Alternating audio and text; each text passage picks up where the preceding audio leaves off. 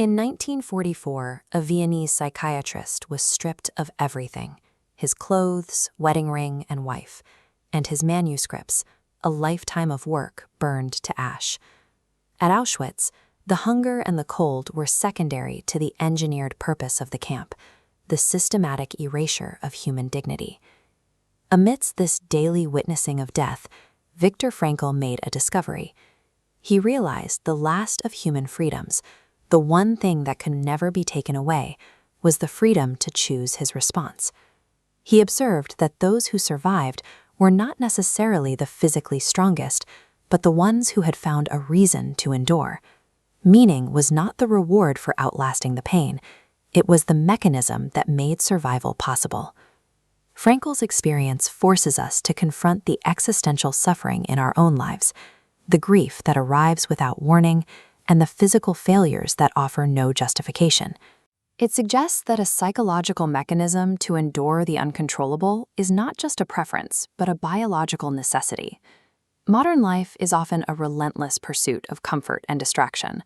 We've built a world designed to smooth over every difficulty, and in the process, we've nearly forgotten how to process unavoidable pain.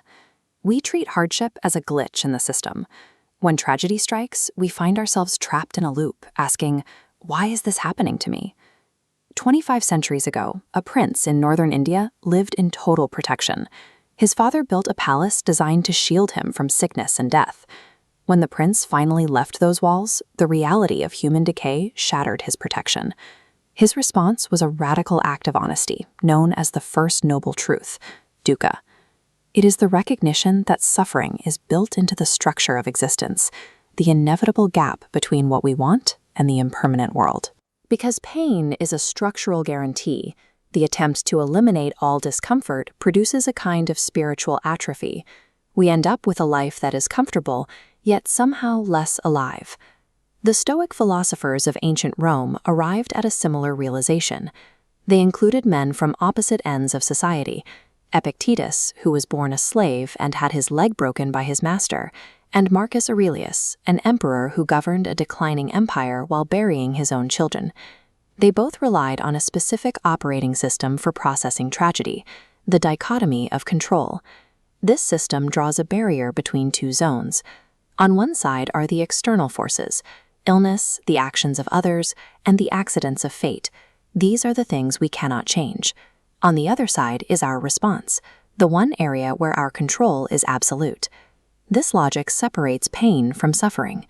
Pain is the unavoidable physical or existential hit, but suffering is the internal resistance, the demand that things be different than they are.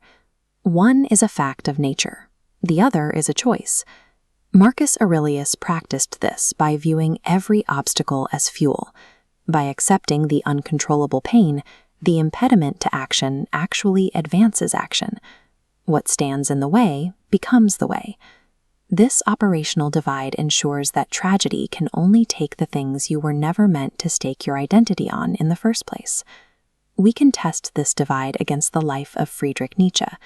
He spent his final years in chronic pain and isolation, yet he argued that resistance is the mechanism through which a meaningful life is forged. His will to power was not about dominating others, but the drive to overcome oneself.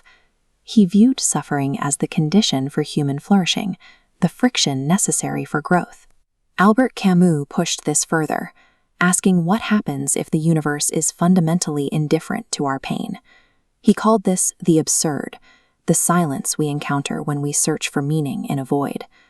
Camus pointed to the myth of Sisyphus, condemned to push a boulder up a hill forever.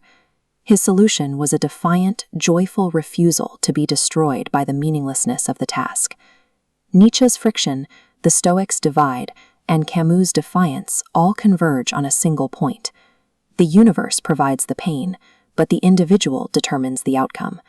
The meaning is not found in the boulder, it is created by the person who refuses to stop pushing. Viktor Frankl returned from the camps to develop logotherapy, a school of psychology grounded in the clinical observation that human beings are driven by a will to meaning. He approached unavoidable pain not as a math problem to be solved, but as an experience that must be given meaning to be born. This does not require performing gratitude for trauma or pretending that pain is a gift. It is a refusal to let the experience produce nothing but agony. It requires moving past the question of why is this happening to me, and answering the one question that remains: what can this make of me? A philosophy of suffering cannot extinguish the darkness of the world, but mastering the divide between what we control and what we do not provides exactly enough light to walk by.